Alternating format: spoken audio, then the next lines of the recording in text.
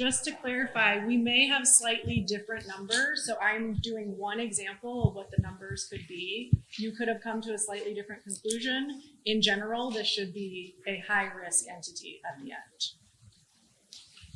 end. So somebody told me always start with the solution and then work your way backwards. So I'm just giving you guys the answer, and then we'll go through how you arrive there. So in your product score, the idea here, so there were some questions around what score am I taking, where do I put this in? So you're taking this from your different pages that you fill in for each of the different categories, and you're copying it over into this row. So product is 9, customer could be 7.8, it could be lower, it could be higher, but in general it's going to be high risk. Geography is around 3.9. I saw some 4.3s, and channel is 9. So if your numbers differ at all, double check your math. That's always an issue. I know I didn't hand out calculators. And then the weighted risk. So the idea here, I mentioned that you'll have different risk weights for different components of your risk portfolio. So you won't want to say because you do business in high-risk jurisdictions that your entire risk portfolio is high risk. Instead, you'll put weights depending on your risk appetite and what your company decides is important for weighting, and then you'll multiply that weight risk by the actual score that you calculate. So then we get 3.6 for product, somewhere around there, 2.34 for customer, 0.78 for geography, and 0.9 for channel. When you sum those across, that's that sum of the weighted risk, that's where you get your ultimate overall inherent risk score. And then you have those risk score ranges that you can use to decide, is it high, moderate, or low risk? All right, so let's go through this. These are some examples of how you could have answered. The majority of these are going to be yes. There was a question, are these subjective? Yes. You could absolutely answer no on some of these. I think the important thing is that by the end of it, most of you, I think when I went around, most of you got high risk at the end, which is, I think, correct. Some people may argue that it's moderate risk and that you got a bunch of no's. If you chose that, I think you should just be ready to defend that to your regulator. And so at the bottom, you'll see that then you select, there's a range, you sum up how many yeses you got, and then you will basically choose what is right below it. So that's where you get that 9 that we put in to product here. Any questions on this piece? Just to disclaim as well, this is a very basic risk assessment. Obviously, we did it in 30 minutes. I would not expect you to do a risk assessment in 30 minutes. You should take a lot more time to do it. This is the structure, just to give you an example of how you would go about thinking about risks within your organization. If you do have questions about, a more enhanced risk assessment template, you can certainly reach out and we can help with that. On to inherent channel risk. So we saw from the case study that our customers are going to be globally located. They're going to be logging into a platform to conduct these trades. And so what we should assume is, well, we know they're going to use an electronic platform. We should assume that they're going to be onboarded non-face-to-face because this is an online platform. And they have a global user base. And we should assume that they're going to utilize non-face-to-face account services as well. If you answered no on some of these, that makes sense as well. But I think reading into the case study, putting a yes on all 3 of these then puts it at a high risk, which would be that 9 right here under channel.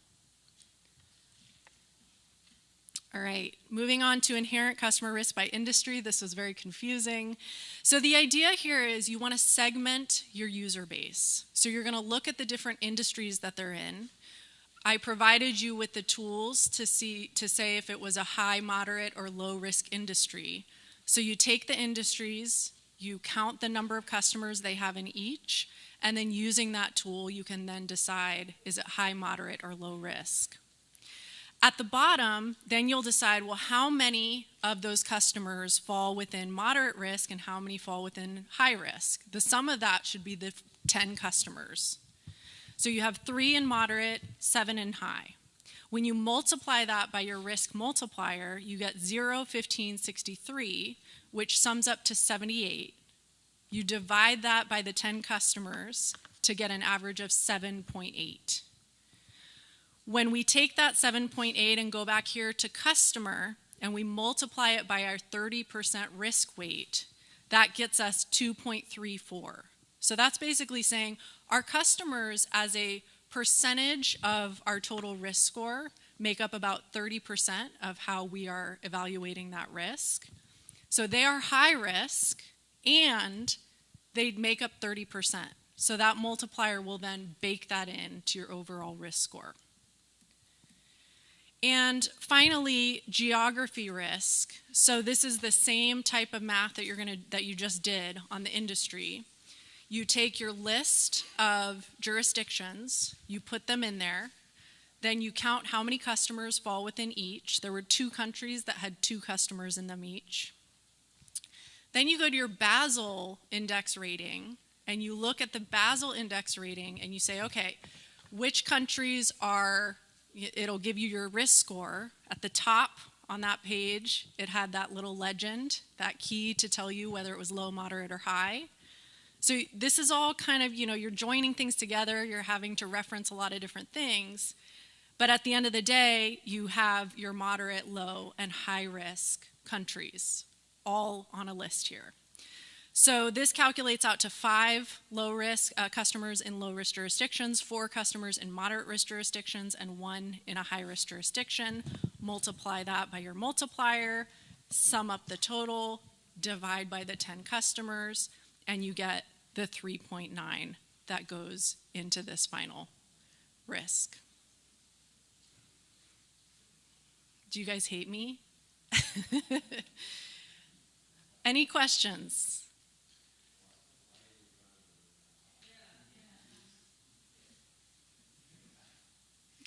Let's see here. It should be high. You're right. Yeah, that's right. We'll fix that when we send out the deck. Yes.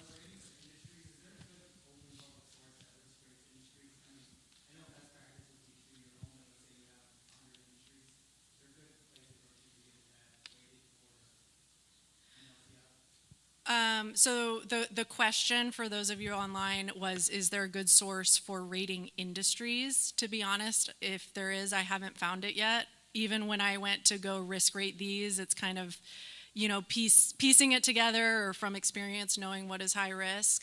In the US, FFIEC lists off a bunch that it would consider higher risk, like cash-based businesses and MSBs. prepaid, MSBs. Unfortunately, I don't know if anybody else knows of anything.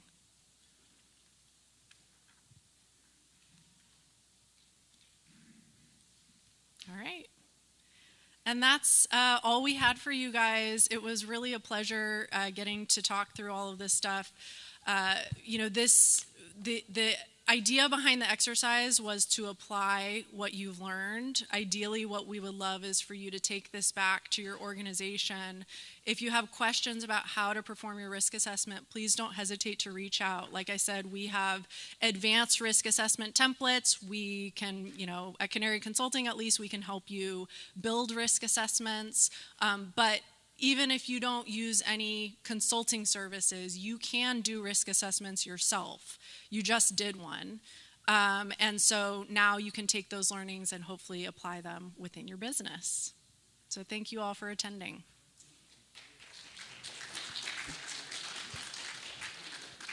Any questions? We'll open it up for Q&A. I know we're over time.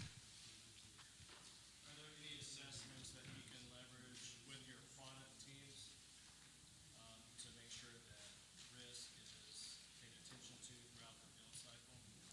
That's a great question. Just to repeat the question, are there any risk tools you can use with your product team during the build cycle to make sure that risk is incorporated within the initial build? What I love to do actually with my product teams is send out a questionnaire as they're building the product that those questions lay the foundation for the risk assessment. So instead of throwing an Excel spreadsheet in front of them and saying, answer these questions, it's actually kind of a questionnaire of, please provide a flow of funds. What is the product intending to do? Who's involved in the flow of funds? You know, who does this product, what type of customers does this product target?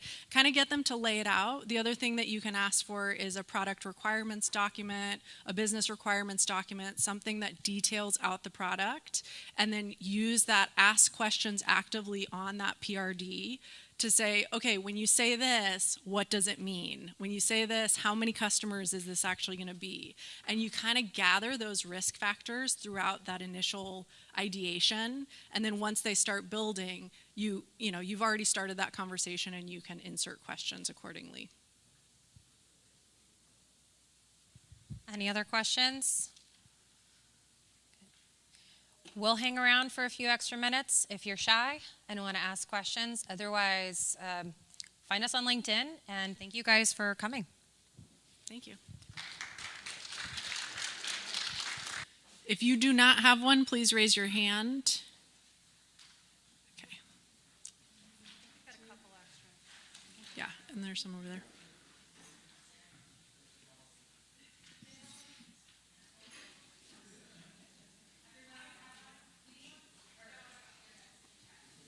Okay. All right, this is where we get to apply our knowledge to a risk assessment case study. We have 30 minutes to do this. This is going to be the fastest risk assessment you've ever done or ever will do.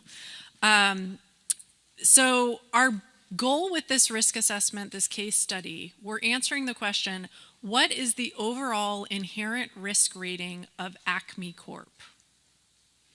So you have various things in that folder. You have a case study, which you're going to read. That should be your first page. You have a risk assessment template, which is pages 2 through 6.